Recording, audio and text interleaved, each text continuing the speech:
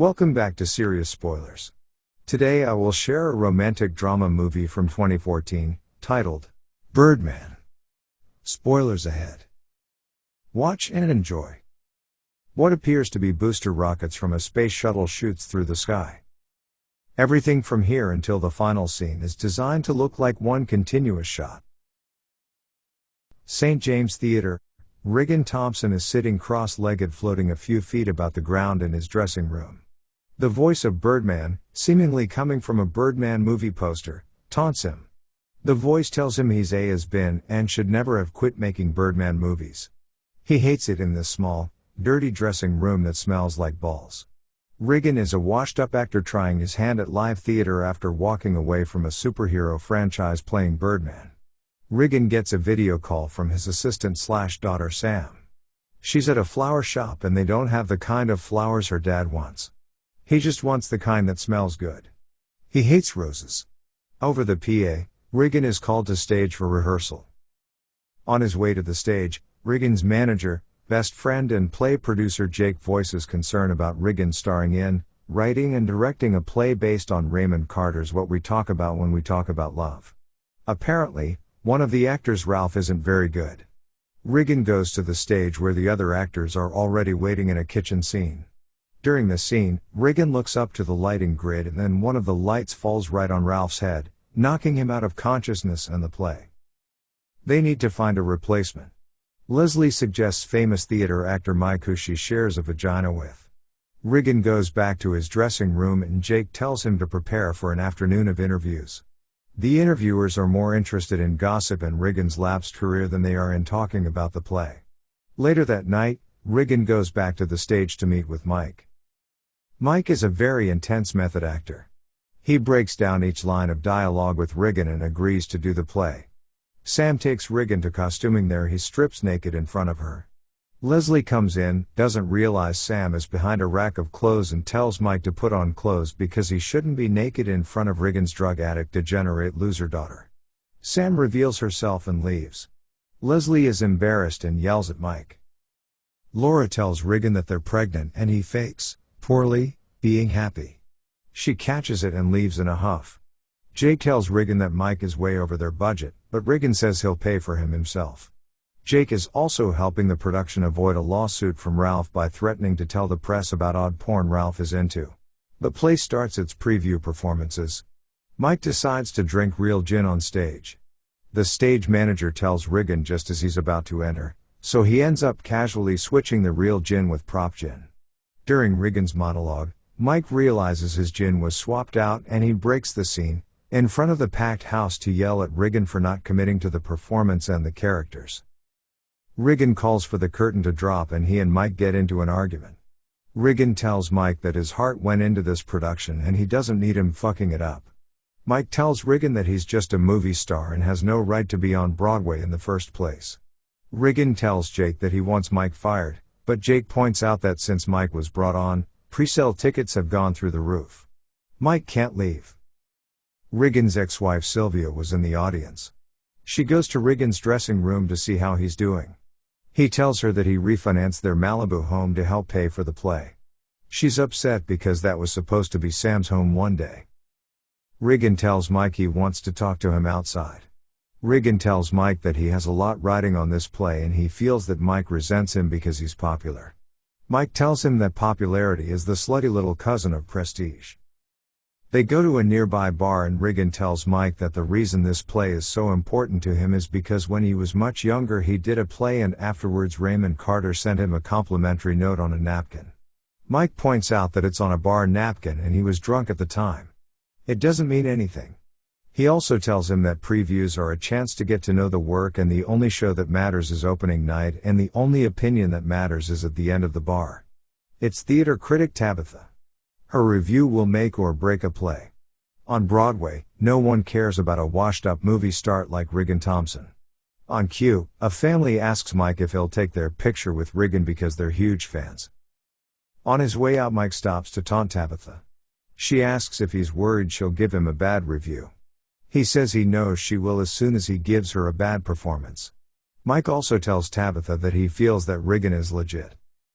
During the second play preview, things go better than they get to the finale, where Riggan's character catches Mike's character in a hotel bed with Leslie's character. Unfortunately, as they're about to do the scene, Mike tells Leslie that he's erect and tells her they should have sex for real on stage in front of everyone. He starts to try to have sex with her as the scene begins. Riggan's character bursts on stage and points a gun at them. Mike jumps out of bed and reveals to everyone a massive erection. Riggan continues with the scene and delivers his final monologue as the audience laughs at Mike's penis. He tells them that he realizes he's nothing now, and then he shoots himself in the head. Everyone cheers and the play is finished. Everyone bows and it's a success. Leslie is upset. Riggan goes to her dressing room and tells her that she's brave and wonderful. Laura is there and afterwards tells Leslie that she's hurt that in all the time she's been with Riggan, he's never said anything nearly that nice to her. Laura and Leslie end up kissing. Riggan is still angry at Mike. Mike tells Riggan to get a better gun because the prop gun has a red tip and he doesn't find it realistic enough to intimidate him. Mike goes to the roof to smoke and runs into Sam. They play truth or dare. She comes on to him, but he reveals that getting the erection on stage was the first erection he's had in a long time. He doesn't think he could perform even if he wanted to. She asks what he would like to do to her if he could. He says he'd like to pop out her eyes and see the city through her young naive eyes. She gets mad and leaves. The next day the newspaper runs a piece about the play. There's a front page interview with Mike where he takes ownership of the story about Raymond Carter seeing him perform and sending back the note. There's a tiny blurb deeper in the paper mentioning Riggan. Riggan trashes his hotel room and the Birdman poster using mental telepathy. Riggan is pissed and goes to Mike's dressing room where he finds Mike tanning. He drags Mike into a cafeteria area and they fight. They do the play. Riggan sees Mike and Sam canoodling. He decides to go outside for a cigarette before he has to do his final scene. Unfortunately, he locks himself out of the theater and his bathroom gets stuck in the door. So he has to walk around to the front, through all the people on Broadway, dressed only in his underwear. He re-enters the theater and takes the stage from the back of the house and walks through the audience in his underwear, pointing his finger like a gun. A crew member hands him a prop gun and they finish the scene. After the show, Riggan goes to the bar again and runs into Tabitha.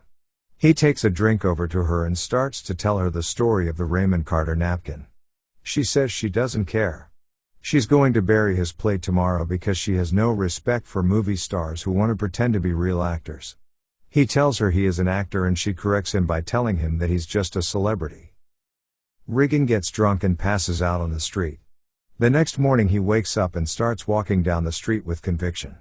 The voice of Birdman has now taken form as the Birdman character walking with Riggan. It tells him that he doesn't need this play. He should go back to Hollywood and make another Birdman movie. Everyone would love it and he'd make a fortune.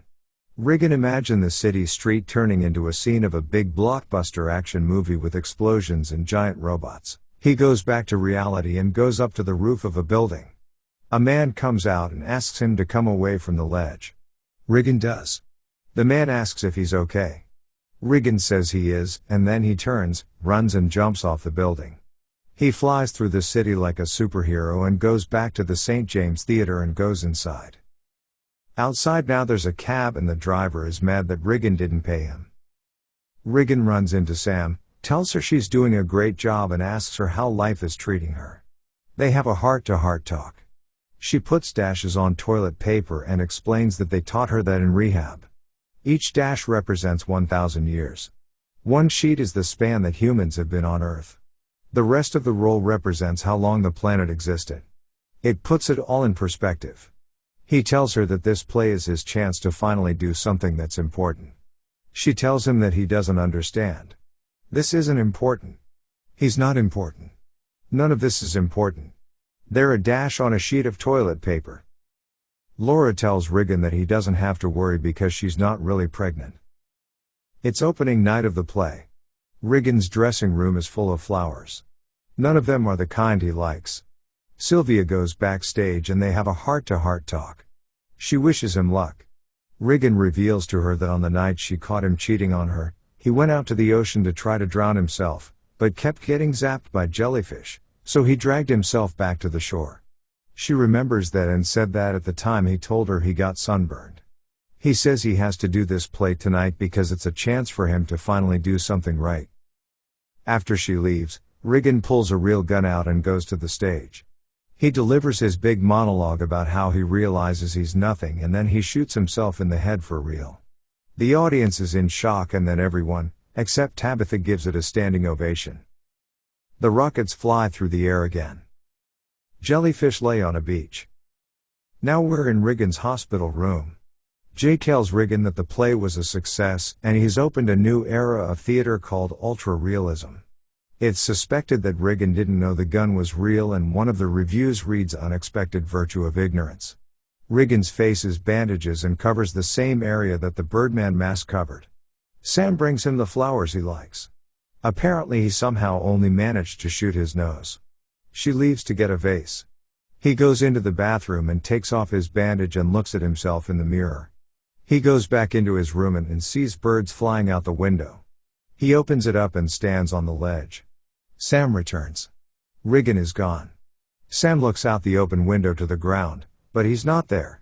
She looks up into the sky and smiles. What did you think of the movie? I want to hear your comments below. Thanks everyone for watching. Don't forget to subscribe. Until the next spoiler.